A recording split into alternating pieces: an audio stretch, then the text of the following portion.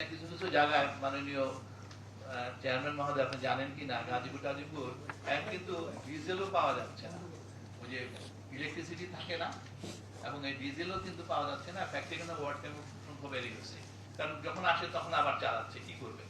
এবং এই অবস্থায় কিন্তু এখন চলছে। এবং আরেকটা খুব বাজে একটা নেগেটিভ মেসেজ, আমার মনে হয় এটা আমাদের একটু সাবধানে বলা উচিত, কথা বলা উচিত। সেগুলো হলো যে আমরা বলে আসতেছি আমাদের তেল নাই, আমাদের অমুক নাই, আমাদের গ্যাসের সমস্যা।